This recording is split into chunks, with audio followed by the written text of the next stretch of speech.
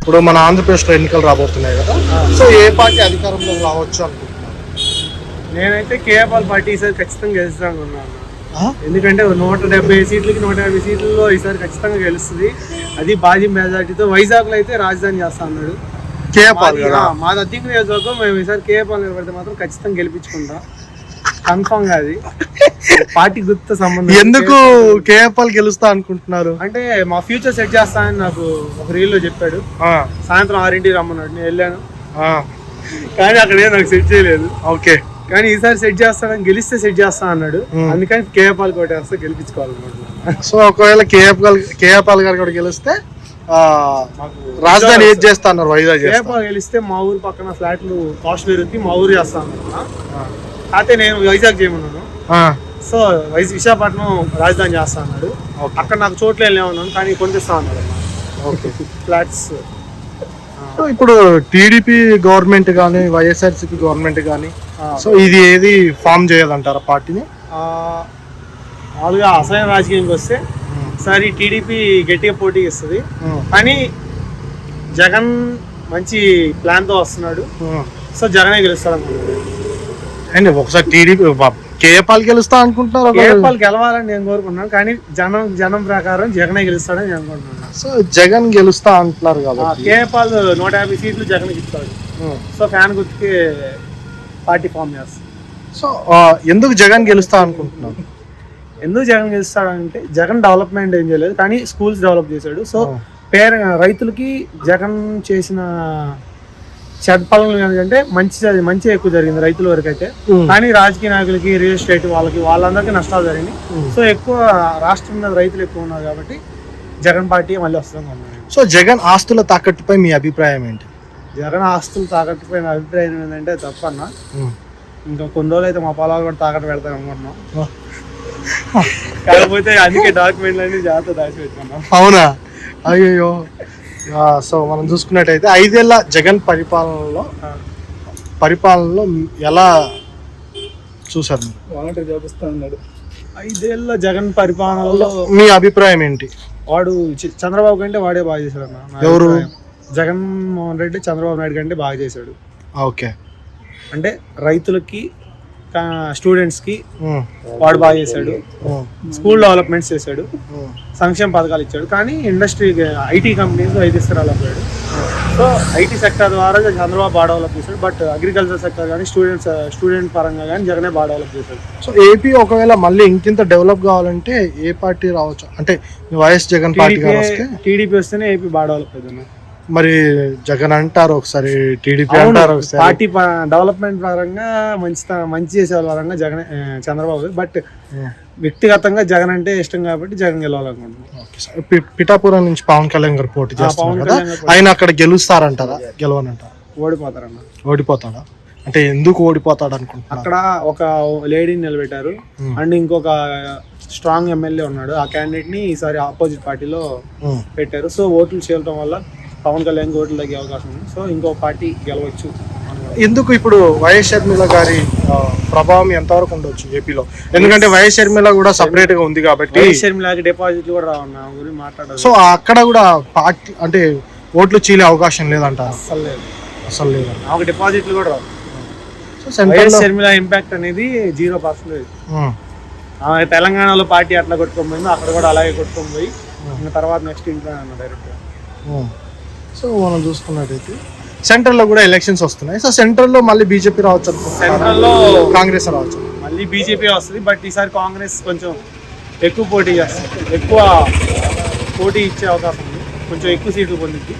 And మిగతా పార్టీలన్నీ కూటమి వర్కౌట్ అయితే కాంగ్రెస్ సపోర్ట్ చేస్తే కాంగ్రెస్ గవర్నమెంట్ ఫామ్ చేయొచ్చు, లేదంటే బీజేపీ ఫామ్ చేస్తుంది. సో జగన్ ఇచ్చే పథకాల కన్నా చంద్రబాబు నాయుడు గారు ఇంకా ఎక్కువ పథకాలు ఇస్తా అంటున్నారు, దానిపైన మీ అభిప్రాయం ఏంటి?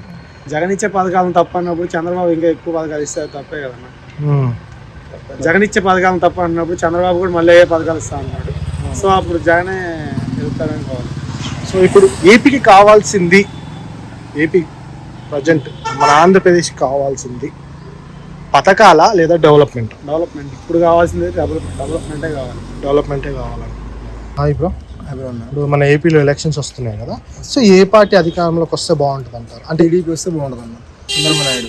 ఎందుకు టీడీపీ వస్తే బాగుంటుంది? టీడీపీ వస్తే చంద్రబాబు నాయుడు ఐటీ మీద ఎక్కువ కాన్సన్ట్రేషన్ చేస్తాడు, రాజధాని డెవలప్ అయిపోతుంది. ఆల్మోస్ట్ దాని అధికారం ఉన్నప్పుడు ఆల్మోస్ట్ రాజధాని సగం పూర్తి అయిపోయింది. పోయినసారి ఎలక్షన్ వస్తే కంప్లీట్ అయిపోయాయి. సో దాన్ని ఆలగట్టి కొంచెం ప్రభావం ఎక్కువ. ఇప్పుడు వస్తే దాన్ని అది కూడా కంప్లీట్ చేయగలిగిన కాన్సెప్ట్ ఉంది. ఐటీ కంప్లీట్ చేసుకోగలిగే హోప్ అనేది మాకుంది. ఎంత మెజారిటీతో రావచ్చు అంటే? వస్తాడు, ఎంత మీద చెప్పలేం కానీ కన్ఫామ్ అయితే వస్తాడని అయితే ఉంది మ్యాక్స్. సో ఏపీకి కావాల్సింది పథకాల డెవలప్మెంట్ ఉంటే ఆటోమేటిక్ పథకాలు వస్తూనే ఉంటాయి అన్న. ఓకే. సో ఎలాంటి డెవలప్మెంట్ ఉంటే బాగుంటుంది? ఎక్కువ యూత్ మీద ఉంటే బాగుంటుంది. ఇప్పుడు ఓట్ల కోసం ఎన్ని కాకుండా మామూలుగా పథకాలు పెట్టి అందరిని అట్రాక్ట్ చేస్తున్నాడు, కానీ యూత్ మీద ఎక్కువ కాన్సన్ట్రేట్ అయితే బాగుంటుంది అన్న. సో జగన్ పథకాల కన్నా చంద్రబాబు నాయుడు గారు పథకాలు ఎక్కువ ఇస్తా అన్నారు. అవునన్నా, దానిపైన మీ ఒపీనియన్ ఏంటి? ఇస్తాడు, ఎవరైనా రాజకీయ నాయకులు చెప్తారు కదా. ఇప్పుడు ఉన్న అందరూ ఏంటంటే ఆ పథకాలు చూసి ఓట్లు వేస్తారని చెప్పేసి రాజకీయ నాయుడు కాబట్టి ఎలా అయితే మనకి వెళ్ళి తిప్పుకోవాలి చూస్తారు కాబట్టి పథకాలు పెడితే వేస్తారని చెప్పేసి పథకాలు పెట్టేశారు.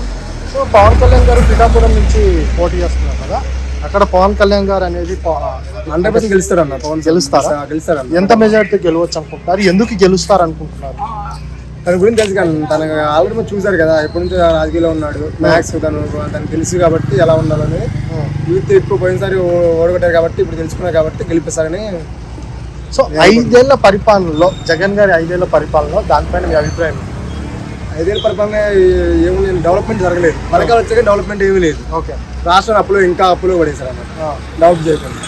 అదొక మైనస్ పాయింట్ బాగా. ఒక చంద్రబాబు నాయుడు గారు కానీ పవన్ కళ్యాణ్ గారు కానీ జగన్ గారిని ఓడించగలరా? గెలరు కాబట్టి నాకు ఓటమి ఖచ్చితంగా 100% జగన్ ఓడతాడు. అంటే ఈసారి ఏకంగా ఉంది కాబట్టి ఏదైనా ఓట్స్ ఎక్కువగా వైఎస్ఆర్సీపీ రావచ్చేమో. వస్తాయండి, రావచ్చు, అట్లా కూడా రావచ్చు. సో అలా కూడా చెప్పలేము ఏ పార్టీ అనేది ఫామ్. ప్రస్తుతం రాజకీయాల్లో, ఏపీ రాజకీయాల్లో వైఎస్ షర్మిల గారి ప్రభావం ఎంతవరకు ఉంటుందని మ్యాథ్స్ ఉంటుంది కదా, మ్యాథ్స్ ఉంటుంది బాగానే. ఓకే. 10% అయినా ఉంటుంది ఏపీ రాజకీయాల్లో. సో మన ఆంధ్రప్రదేశ్లో బీసీ వర్గాలు అనేది ఎక్కువ. సో ఈ బీసీ వర్గాలు టీడీపీ సైడ్ ఉండబోతున్నారా లేదంటే టీడీపీ సైడ్ ఉంటారు? మ్యాథ్స్ వైఎస్ఆర్ టీడీపీ సైడే ఉంటారు. ఒకవేళ టీడీపీ కానీ గవర్నమెంట్ ఫామ్ అయితే ఎన్ని రాజకీయాలు ఉండొచ్చు, అందులో ఇవి ఉండొచ్చు? ఒక రాజధాని ఉంటుంది అన్న, అమరావతి ఉంటుంది కన్ఫర్మ్. అమరావతి ఉంటుంది. అమరావతి కూడా పూర్తి అయిపోద్ది మ్యాథ్స్. 5 years అయిపోద్ది అని వస్తే కంప్లీట్గా అయిపోద్ది. సో ఈ బీజేపీ పొత్తు వల్ల టీడీపీకి ఒకవేళ టీడీపీ కానీ ఫామ్ అయితే గవర్నమెంట్ ఏపీ రాష్ట్రానికి ఏమైనా ప్రయోజనం, ఉపయోగం ఉంటుందంటారా? ఎందులో ఉండొచ్చు అనుకుంటున్నారు? అక్కడ కొన్ని మనకి కేంద్రం నిధులు మనకి త్వరగా అయిపోతాయి కాబట్టి, ఓటమి ఉన్నారు కాబట్టి త్వరగా సెటిల్మెంట్ అయిపోతుంది. రావచ్చు, డెవలప్మెంట్ కన్ఫర్మ్ ఉంటుంది, పక్క డెవలప్మెంట్. ఇప్పుడు ఈ బీజేపీ అనేది వారసత్వ రాజకీయాలు బాగా వ్యతిరేకం. సో నారా చంద్రబాబు నాయుడు గారి తర్వాత నారా లోకేష్ గారు, సో వీళ్ళిద్దరి మధ్య ఫ్యూచర్లో పొత్తు ఎలా ఉండబోతుంది అనుకుంటున్నారు? ఉంటుందని అఫ్కోర్స్ ఉంటుంది. ఎందుకంటే ఇక్కడ నరేంద్ర మోడీ తెలుగు రాష్ట్రాల్లో కూడా తన పార్టీని డెవలప్ చేసుకోవాలి కాబట్టి రాజకీయ వ్యవస్థ నచ్చపోయినా తను దానికోసం ఉంటాడు. మ్యాక్స్ పొత్తు ఉంటుంది. సో మనం చూసుకున్నట్టయితే సెంట్రల్లో కూడా ఎలక్షన్స్ అవుతున్నాయి. సో సెంట్రల్లో మళ్ళీ బీజేపీ రావచ్చు అనుకుంటున్నారా లేదా కాంగ్రెస్? Confirm 100% BJP. ఎందుకు బీజేపీ రావచ్చు?